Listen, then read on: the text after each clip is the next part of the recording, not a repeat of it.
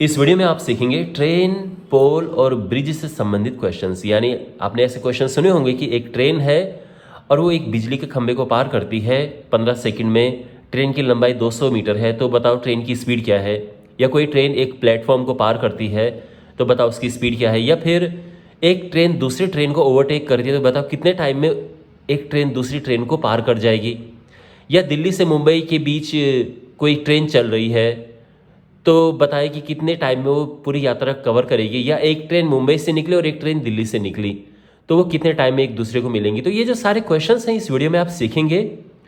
बहुत ही आसान भाषा में, बहुत ही सिंपल लैंग्वेज में मैं आपको सिखाऊंगा। तो अगर आपको ये टॉपिक बिल्कुल नहीं आता है, नो प्रॉब्लम, मैं आपको एकदम अच्छे से समझाऊंगा और मैं आपको क्वेश्चंस को प्रॉपर डिटेल में बताऊंगा। यानी अगर आप 10th क्लास के 9th क्लास के स्टूडेंट हैं, तो किस तरह से आप स्कूल में इसको करेंगे ये आप सीखेंगे। प्लस आपको मैं शॉर्टकट ट्रिक्स भी बताऊंगा, जिससे कंपटीशन के एग्जाम में भी आपको हेल्प मिल सके। तो शुरू करते हैं। तो सबसे पहले यहां पे दो सिचुएशंस हमारे पास होती हैं। कोई ट्रेन है,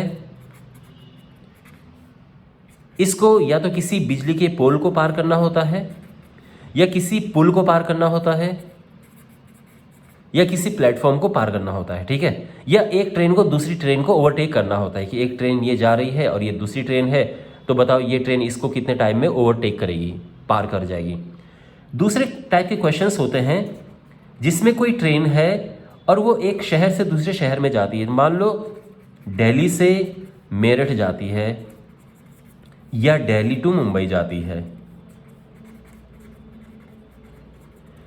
अब दोनों में आप अंतर समझिए।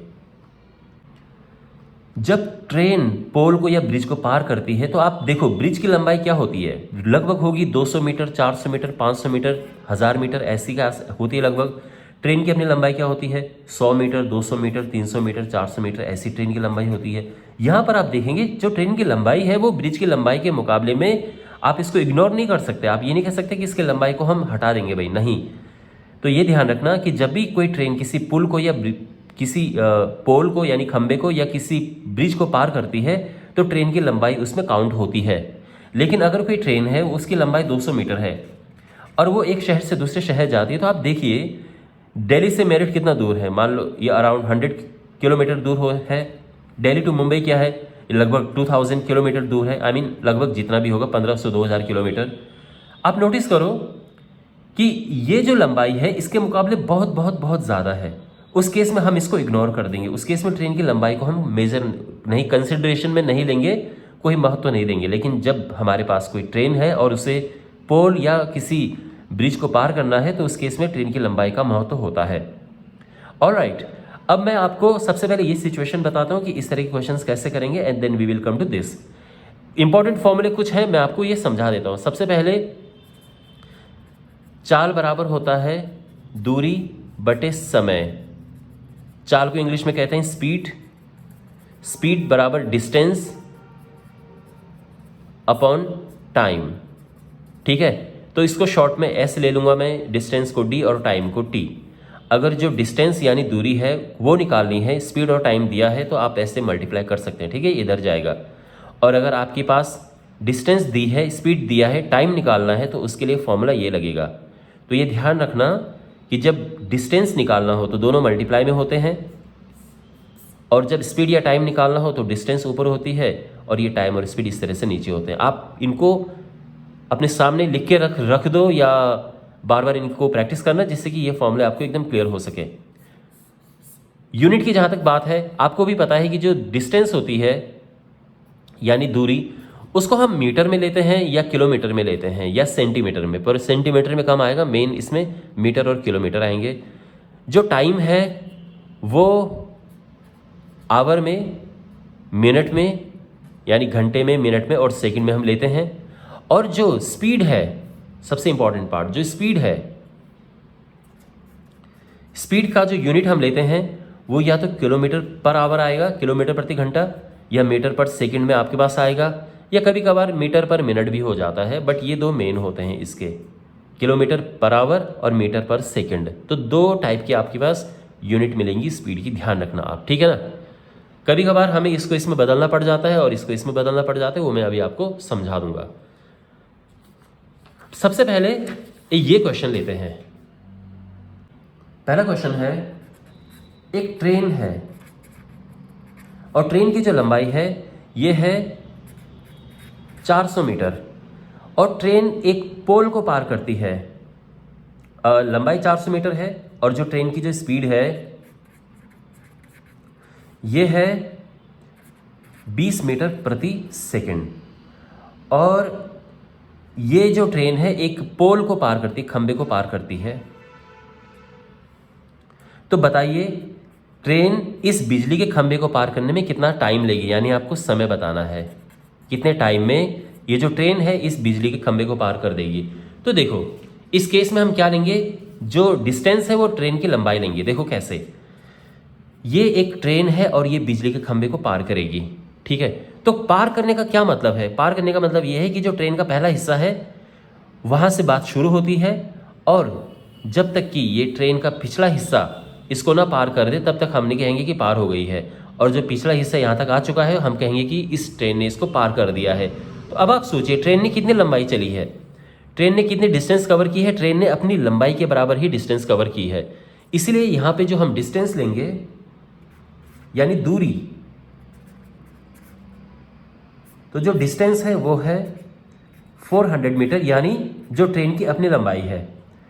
स्पीड देख सकते हैं आप 20 मीटर पर सेकेंड, और जो टाइम है ये हमें निकालना है। तो टाइम बराबर होता है डिस्टेंस अपॉन स्पीड।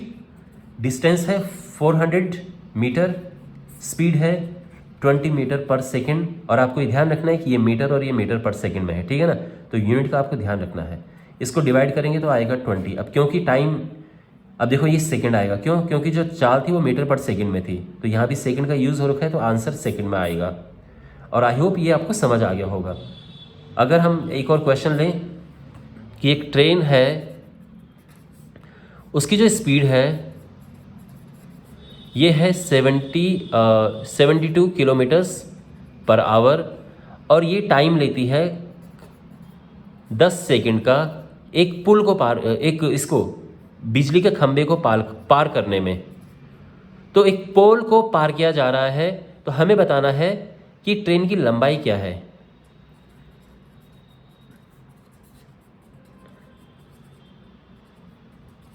तो यहां पर आप देखिए जो ट्रेन है ये 10 सेकंड में इस पोल को पार करती है, तो सेम सिचुएशन हमारे पास है और स्पीड ये है, ट्रेन की लंबाई हमें बतानी है।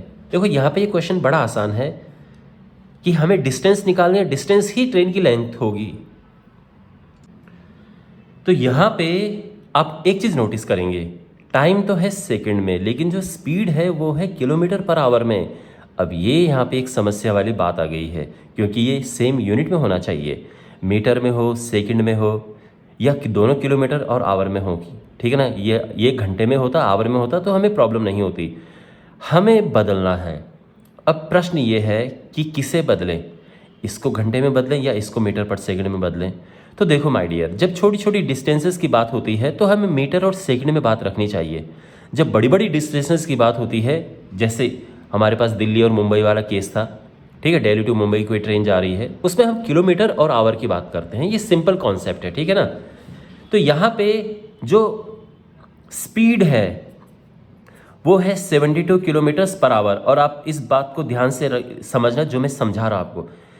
जब भी किलोमीटर पर आवर को हम बदलते हैं मीटर पर सेकंड में, तो हमें गुणा करना होता है 5/18 का।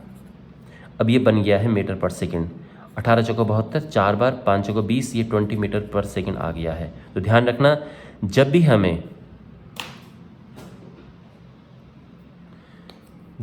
हमें किलोमीटर पर आवर को बदलना होता है मीटर पर सेकंड में, तो हम उसमें गुणा करते हैं 5/18 का। और जब हमें मीटर पर सेकंड को बदलना होता है किलोमीटर्स पर आवर में, तो हमें इसमें गुणा उल्टा करना होता है, यानी 18/5 का। इसको आप ठीक से समझ लीजिए, ठीक है। जब भी मीटर पर सेकंड को हमें किलोमीटर पर आवर में बदलना है तो 18/5 का, और किलोमीटर पर आवर को मीटर पर सेकंड में तो 5/18 का। तो ये जो चीज़ है इसको आप अच्छे से नोट कर लो, टाइम बहुत बचेगा इससे, ठीक है। नहीं तो लॉन्ग मेथड आप करेंगे, इसमें 1000 का मल्टीप्लाई करो, इसमें 3600 का मल्टीप्लाई करो, फिर कैलकुलेट करो, ये बहुत टाइम कंज्यूमिंग है। आप चाहे स्कूल में कर रहे हैं या कॉम्पिटिटिव एग्ज़ाम में, यही टेक्निक आप दोनों जगह फॉलो कर सकते हैं। वेल, अब इस पे वापस आते हैं। स्पीड हमें मिल गई है, टाइम हमारे पास 10 सेकेंड है और हमें डिस्टेंस निकालनी है। तो डिस्टेंस होता है स्पीड इंटू टाइम, मैं ऑलरेडी आपको बता चुका हूँ ये फॉर्मूले। स्पीड जो है वो 20 है और टाइम हमारे पास है कितना, 10 सेकेंड। तो ये आ जाएगा 200, और 200 क्या, मीटर या किलोमीटर? मीटर, क्योंकि हम इसको बदल चुके हैं मीटर पर सेकंड में। ये हमारे पास मीटर पर सेकंड और सेकंड है, तो ये मीटर में आएगा आंसर। तो जो डिस्टेंस है वो क्या है, ट्रेन की लंबाई ही तो है, तो इसीलिए हमारा आंसर आ जाएगा 200 मीटर। ऑलराइट, अब क्वेश्चन को थोड़ा चेंज करते हैं और अब हम इस ट्रेन को एक ब्रिज से पार कराएंगे। तीसरा क्वेश्चन है, एक ट्रेन है जिसकी लंबाई है 300 मीटर और एक पुल है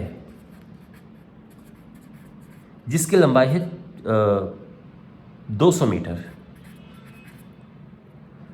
अगर यह ट्रेन इस पुल को पार करने में टाइम लेती है 25 सेकंड का, तो बताइए कि ट्रेन की स्पीड क्या है। क्वेश्चन समझ गए? बहुत सिंपल क्वेश्चन है। अब यहां पर आप सिचुएशन समझो, एक ट्रेन जो है एक पुल को पार कर रही है, तो यहां पर जो डिस्टेंस होगी, दूरी, वो क्या होगी, ये दोनों जुड़ जाएंगे।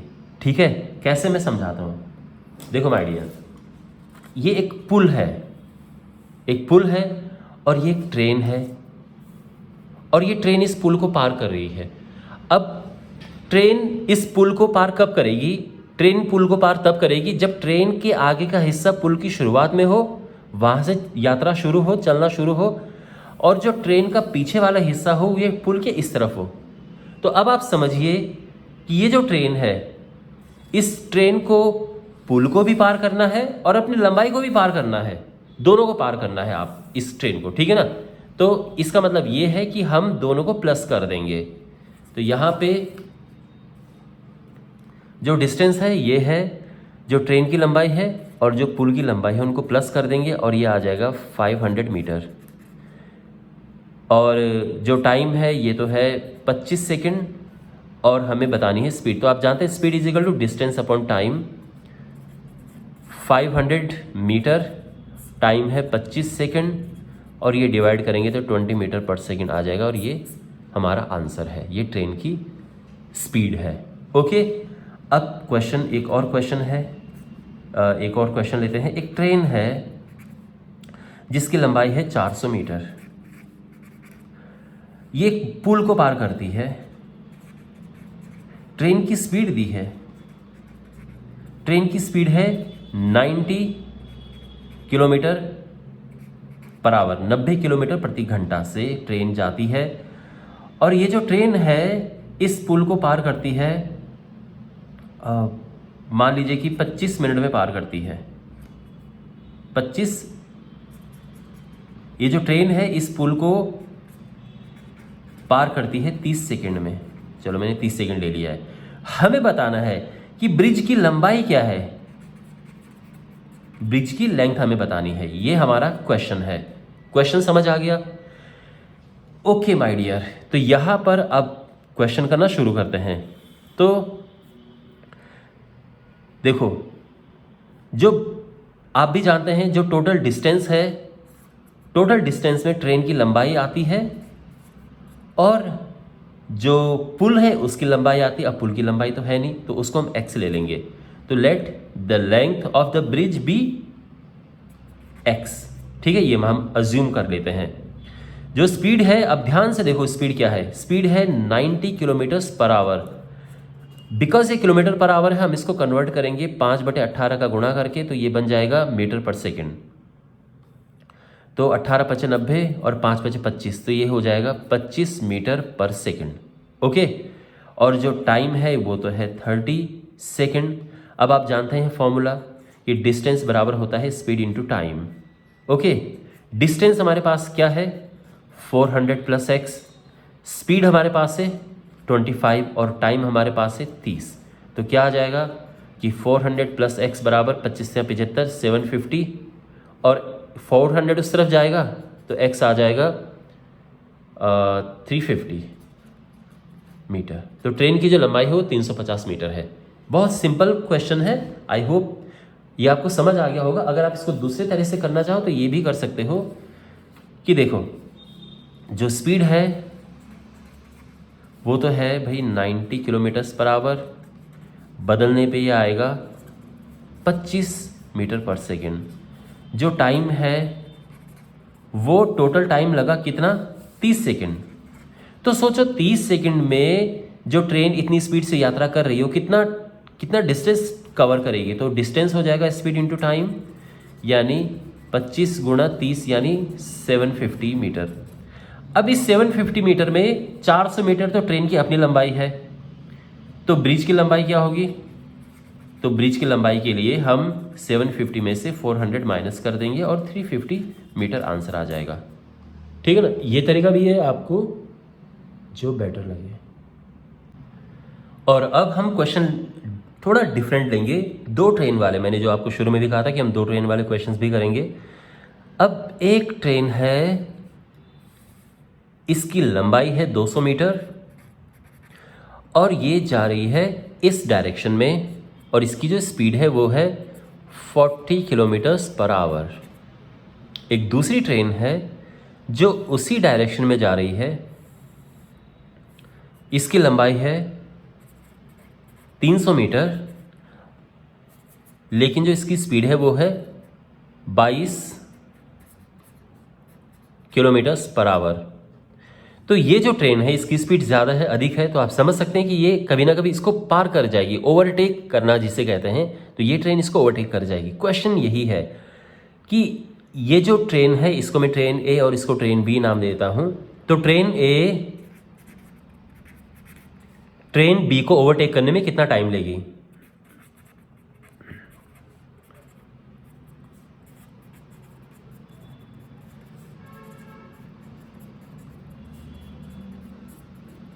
कितना समय लेगी, समय लेगी। ओके, तो बेसिकली हमें टाइम बताना है। इस क्वेश्चन में यही पूछा है मेन।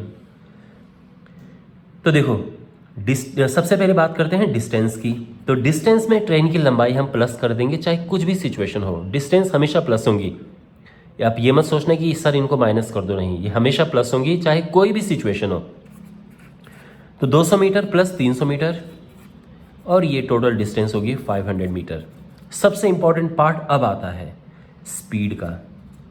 अब now pay attention my dear. Speed का सीन ये है कि जब स्पीड होती है सेम डायरेक्शन में तो हम करते हैं माइनस, और जब स्पीड होती है ऑपोजिट डायरेक्शन में यानी विपरीत दिशाओं में तो हम करते हैं उन्हें प्लस। इस बात का विशेष ध्यान रखना आप। और अगला क्वेश्चन में लूंगा ऑपोजिट वाला भी, ठीक है ना। एनीवे, तो यहां पे जो स्पीड है, क्योंकि दोनों सेम डायरेक्शन में जा रही है तो माइनस करेंगे। ऑफ कोर्स बड़ी में से छोटी स्पीड माइनस करेंगे। 40 माइनस 22 यानी 18 किलोमीटर पर आवर। लेकिन एक समस्या यहाँ पर आ गई है, वो ये है कि ये तो है मीटर में और ये है किलोमीटर पर आवर में। तो इसको बदलो मीटर और सेकंड में। और कैसे, ये आप जानते हैं। इसमें 5/18 का गुणा करेंगे तो क्या आएगा, कट जाएगा और ये आ जाएगा 5 मीटर पर सेकेंड। ओके, और अब बहुत सिंपल है। Time is distance upon speed, 500/5 और ये आ जाएगा 100 सेकेंड। ये हमारा आंसर है। तो ये जो ट्रेन है इसको 100 सेकेंड में पार कर जाएगी। ऑलराइट, और अब जो है मैं क्या करता हूँ, डायरेक्शन चेंज कर देता हूँ और क्वेश्चन भी थोड़ा चेंज करूँगा मैं। देखो, एक ट्रेन है और इस ट्रेन की जो लंबाई है वो है 300 मीटर और ये ट्रेन जा रही है इस डायरेक्शन में। एक दूसरी ट्रेन है,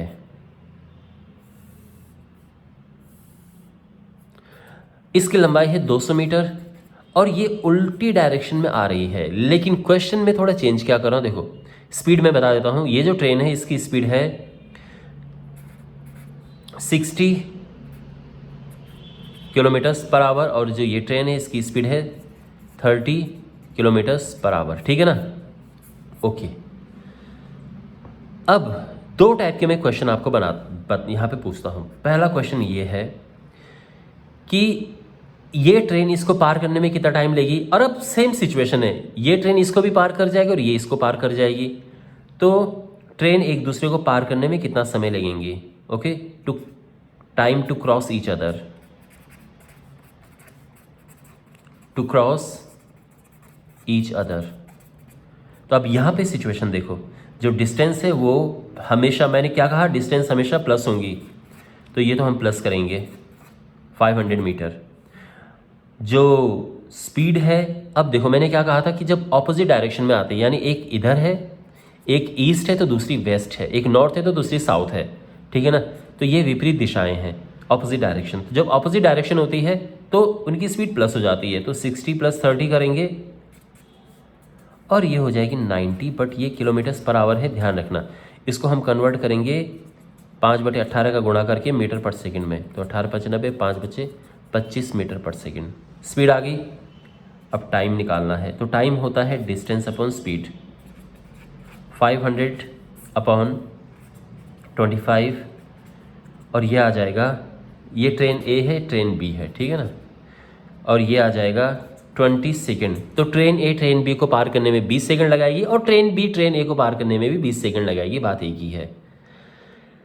अब लेकिन मैं क्वेश्चन को चेंज करता हूं, क्वेश्चन ये है कि ट्रेन बी के खिड़की पर एक बच्चा बैठा है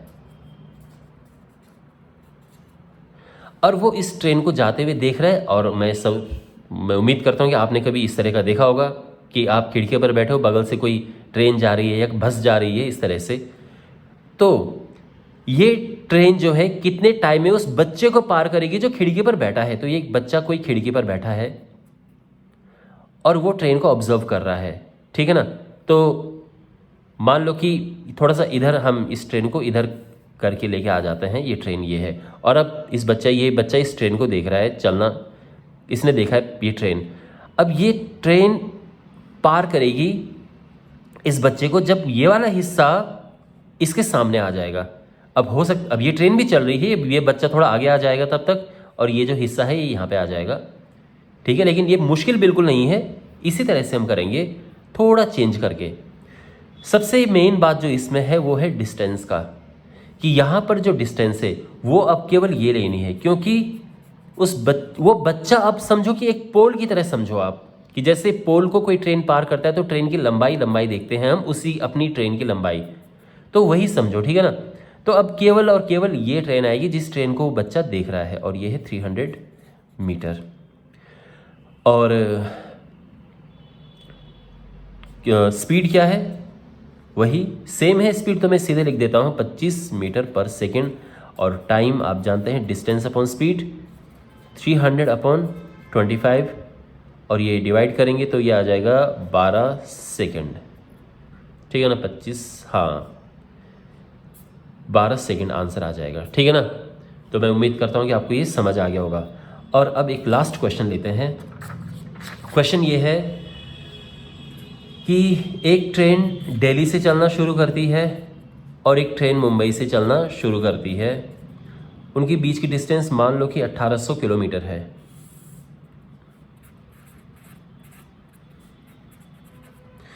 ट्रेन ने यहाँ से चलना शुरू किया और इसकी जो स्पीड है वो है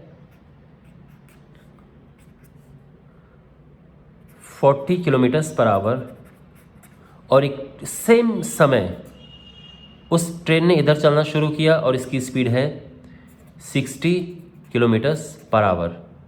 मान लो कि दोनों ने एक साथ चलना शुरू किया और उस समय सुबह के 7 बज रहे थे और मंडे था। तो आपको यह बताना है कि जब दोनों ट्रेन एक दूसरे को मिलेंगी तो उस समय क्या टाइम होगा, कौन सा दिन और कौन सा टाइम होगा। बहुत सिंपल क्वेश्चन है, सीधी सी बात यह है कि डिस्टेंस तो हमारे पास सीधी है, स्पीड के लिए उनको प्लस कर देंगे। प्लस क्यों करेंगे, क्योंकि वो ऑपोजिट डायरेक्शन में जा रहे हैं, एक इधर और एक इधर। तो ये है 100 kilometres per hour, distance 1800 kilometre है। आपको हमें टाइम निकालना है और सीधा क्वेश्चन फॉर्मूला इसका है डिस्टेंस अपॉन टाइम। 1800 और डिवाइड करेंगे तो ये आएगा 18 घंटे। समझे, 18 आवर्स। इसका मतलब ये है कि ये दोनों 18 घंटे के बाद मिलेंगी। Okay fine. अब उसमें टाइम किया तो 7 बजे में 18 घंटे प्लस कर दो तो कितना होता है, 18 और 7 होते हैं 25। तो यानी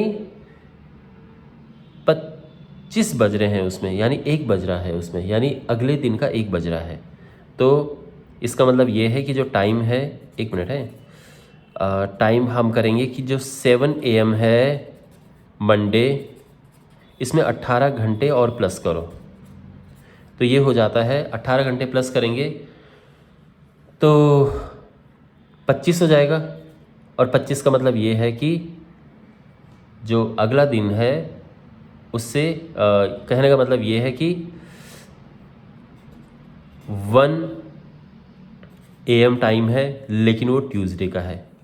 ठीक है, ये दोबारा से समझो आप। देखो अभी 7 बज रहे हैं और ये मंडे का वक्त है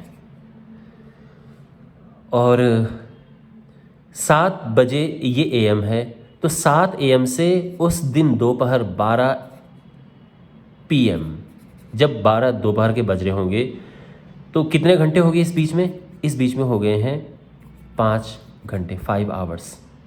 ठीक है, अच्छा 12 PM से लेके रात को 12 बजे, जिसको हम 12 AM कहते हैं, इसमें कितने घंटे बीत गए? 12 घंटे और बीत गए तो 12 और 5 17 घंटे तो हो गए। अब 1 घंटा और आगे तो यानी वो 1 AM हो गया।